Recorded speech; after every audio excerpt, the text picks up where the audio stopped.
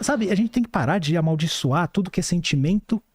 Eu nem falo sentimento negativo, Vilela fala assim, sentimento com valência negativa, porque eu não considero... Medo, tristeza, inveja, raiva. Exatamente.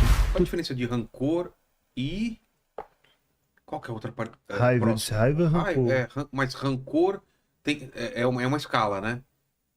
Rancor fala de ruminação. Você fica guardando. Rancor tem a ver mais com... tem a ver com isso. Fica moendo guardar, na né? sua cabeça. Aí fica moendo isso. É rancor. Normalmente a conotação é essa. Numa escala de intensidade seria raiva e fúria, né? Ah, entendi. Rancor, raiva, fúria, vai aumentando. Não, raiva e fúria. Rancor é outra coisa. Ah, é outra coisa? Rancor tem a ver, é uma coisa mais elaborada, porque tem a ver com ruminação. Tem uma... a gente fala assim, tem uma parte cognitiva um pouco mais elaborada. Eu não lhe perdoo. Tem algum Isso, eu motivo sou pra isso, rancoroso. tem uma história, Tá. você foi desprezado em algum momento, a pessoa fez pouco caso com você, então tem uma elaboração em cima. Agora, teve um evento recentemente, IPQ Portas Abertas, que o hospital lá das clínicas, o Instituto de Psiquiatria abre para palestras, e a palestra que eu dei foi tristeza normal e depressão. E eu comecei falando muito isso, tristeza não é uma coisa que a gente tem que amaldiçoar necessariamente, e tem a sua função. É um convite à reflexão, é um convite à introspecção. Ao crescimento. A tristeza faz parte de sentimentos absolutamente nobres e elaborados, como o arrependimento. O arrependimento tem um quê de tristeza? Porque o arrependimento tem uma elaboração cognitiva. Cara, a situação poderia ter sido diferente. Mas tem um lamento também. Aí tem um lamento, a tristeza.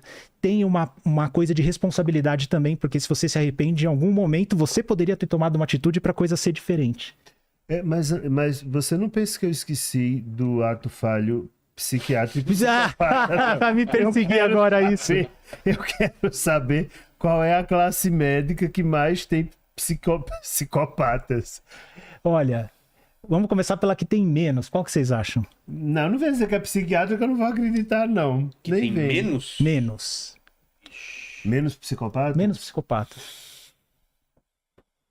Gente, é porque é todo Quando eu parece falar, que tem um psicopata, né? Quando eu falar, vocês vão falar, é isso. Não, você tá falando dentro da medicina ou a Da profissão? medicina, da medicina. Eu na medicina só. Na medicina. Eu tô Eu tô apresentador na de medicina. podcast.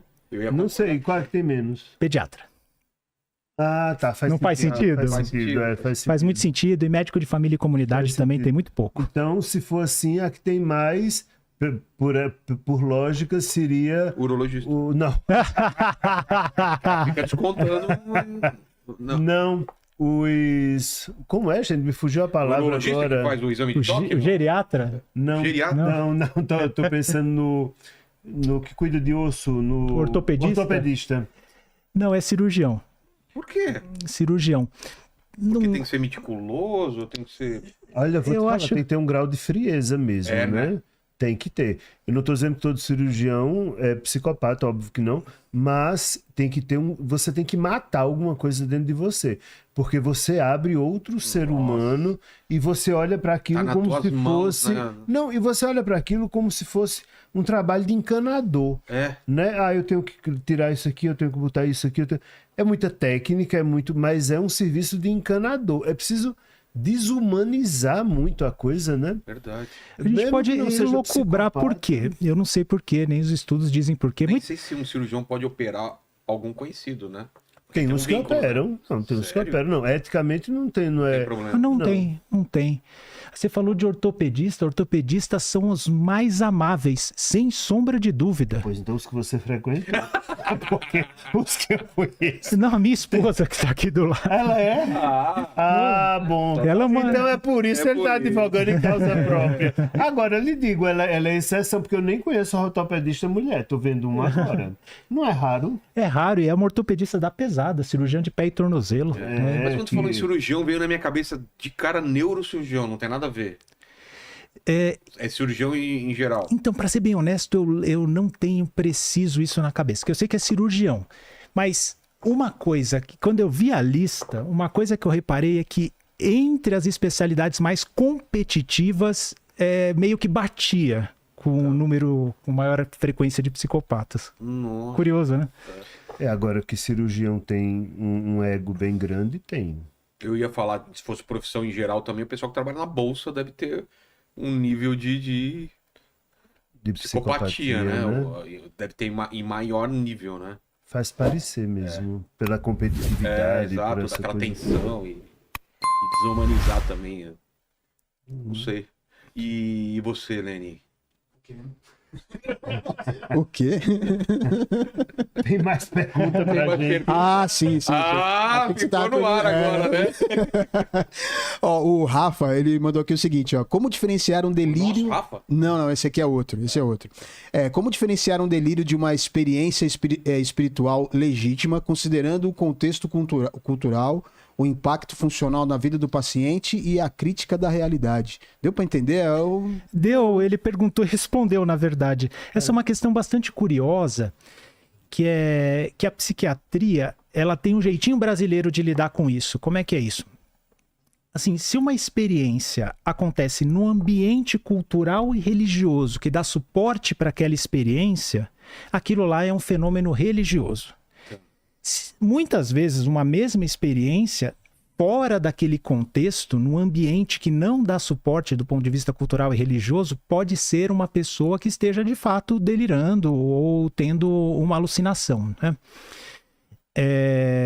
E o mais curioso ainda, é que mesmo nos ambientes religiosos mais místicos que existem, quando uma pessoa começa a delirar de fato, que percebe que fugiu ali, os clérigos, independente da religião, tá? O clérigo lá, os pessoal que cuida, fala, vai procurar um médico, vai procurar um psiquiatra. Eu recebo pacientes assim, às vezes, tinha um amigo meu que era pai de santo e ele falou, Fernando, tô te caminhando a pessoa que não é nada espiritual não, que ela tá acontecendo com ela. E de fato, ela tinha um transtorno psiquiátrico. Então, cada vez mais, até os clérigos das diferentes religiões, eles estão alertas a isso e estão até me ajudando nisso. Estão até ajudando os profissionais de saúde. Mas fica fácil quando você faz essa distinção dentro e fora. Mas talvez a pergunta dele diga respeito a ele com ele mesmo, né? Ele no quarto dele, ele na vida dele. Você pode ter experiências místicas fora de lugares místicos. E o que eu diria a ele, no final das contas, é que ele precisa olhar todo o resto do conjunto da vida dele. Boa. Né? É o conjunto, porque eu não posso nunca olhar mesmo um sintoma psicológico isoladamente. Não. Eu tenho que olhar dentro do conjunto da dinâmica. Então, se ele pode ter experiências místicas no quarto dele, ele pode sentir coisas, mas como é essa dinâmica de vida, como é o funcionamento dessa pessoa? Então, dessa forma dá para você fazer uma distinção. Eu esqueci de comentar, bem lembrado, porque ele próprio falou a respeito da funcionalidade. Isso. Tá tudo funcionando bem, tá tudo indo bem, então possivelmente a experiência religiosa mesmo. Sim. Você viu um comentário aí que até, ele sabe que eu vou falar. Kratos e John Wick. Exatamente. Eu até separei uma marca aqui. Lenny, bota a foto, tu tem aí, bota as duas fotos juntas. Eu só não tenho a do nosso Kratos aqui. Cadê? Onde tá Kratos? Olha! Cara, ele tem a mesma falha na barba que eu. Falta só o cabelo. Se você tivesse o cabelo um pouco mais comprido, é idêntico. Quando eu tinha era mais parecido mesmo. Que eu falo. É o John Wick depois da dengue. Pois é. Aí a gente toma a pílula vermelha ou azul, né? É a questão. O John Wick comprado na Shopee, né? Exato. Manda aí. Você tinha visto isso, né? Eu tinha visto lá no começo. Eu tinha achado que eles estavam falando do nosso Kratos, mas... Também, quando você falou Kratos, eu achei que era o nosso Kratos. Pois depois, quando falou do John Wick, aí... Olha lá, o Labcard Game, ele tá fazendo propaganda aqui, né? Tá com o nome de propaganda aqui. Ó. Ele tá falando que é o seguinte, uma pessoa que ameaça suicídio, mas não se mata, seria uma maneira de chamar a atenção para um problema com ela. Fala que vai. Exato. Eu queria dar um exemplo de uma pessoa da minha família que toda vez que termina o namoro, inventa de tomar. Termina um relacionamento, briga com o namorado e inventa de tomar a cartela de remédio. Né? Como é que a gente tem que proceder com esse tipo de situação? Muito boa pergunta, e isso aí leva muito engano. Como assim? Eu te falo por quê. Tentativas prévias são fator de risco para suicídio. E Quem acha que uma pessoa dessa está querendo chamar atenção e não vai acontecer o suicídio, está tomando uma tentativa prévia como um fator protetor contra suicídio. É daí que vem a confusão. Algo do tipo, Vilela cismou, ficou meio assim. Algo do tipo assim, não, já tentou tantas vezes, esquece, isso aí é só para chamar atenção. Nesse sentido. Então, o que você está fazendo? Essa é uma atitude estúpida que está tomando um fator de risco, que são as tentativas prévias, como um fator protetor. Ah, já tentou tantas vezes e não vai ter.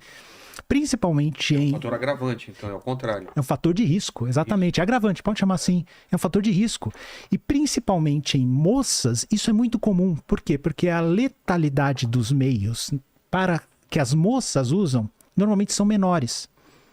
Num idoso ou num homem jovem, a letalidade do meio é muito grande que ele usa. Então, normalmente, uma primeira ou uma segunda tentativa, infelizmente, acaba acontecendo. Então, principalmente em moças mais jovens, é muito comum ter tentativas.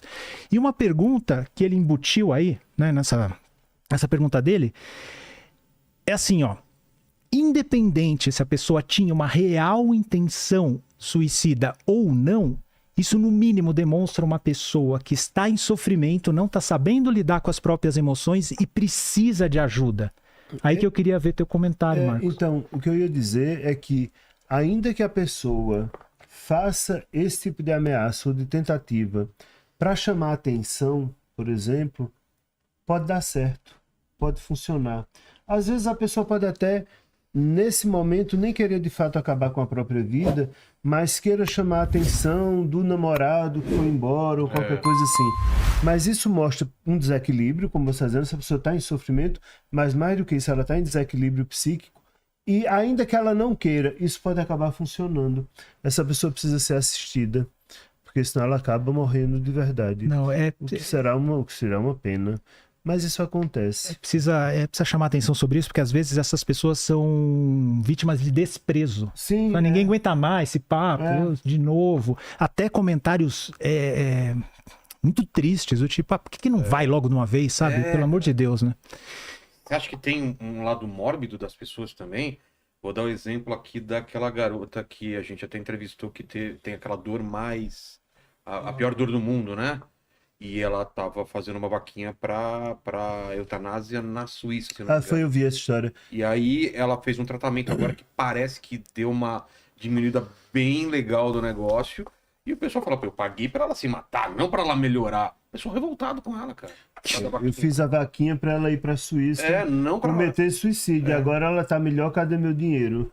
Como Meu assim? pai do céu, a gente não... As pessoas, chegamos a esse ponto. A ponto. gente vive no meio de... As pessoas estão assim... Mas eu penso que talvez a lógica disso seja um pouco... Bom, há uma crueldade nisso daí sim. Mas quando você pergunta se a gente é mórbido, eu não sei se você já observou, todo noticiário, toda coisa, sempre começa com notícias de tragédia. Pode observar, começa para depois entrar o noticiário, mas sempre começa com matou, morreu, inundou... Sempre começa com alguma tragédia. Inclusive, havia, não sei se ainda há, porque eu assisto muito pouco a TV aberta, havia aqueles programas que se você botasse um balde embaixo da TV, caía sangue, né? À tarde, principalmente. Isso, né? Minha mãe fica assistindo esse negócio e fala, para de isso. Pois é. Aí fica constantemente, filho, tá muito perigoso, cuidado. Não é? Mas minha mãe fazia isso também. Então, há que se perguntar, por que as pessoas... Porque se isso passa na TV e é a primeira coisa que passa no jornal, e tem programas só disso... Por que dá tanta audiência? Haveria que se perguntar. E eu penso que dá audiência por um efeito protetor, psicologicamente. Quase como aquela ideia de um raio não cai em dois lugares ao mesmo tempo, embora caia. Então, na hora que eu vejo a tragédia do outro, é como se já aconteceu com ele, não vai acontecer comigo. Entende? É como se isso me protegesse de alguma forma. São fantasias... mais ou menos inconscientes, mas que me protegem. Nossa, tanta dor, tanta tristeza, tanta catástrofe já aconteceu.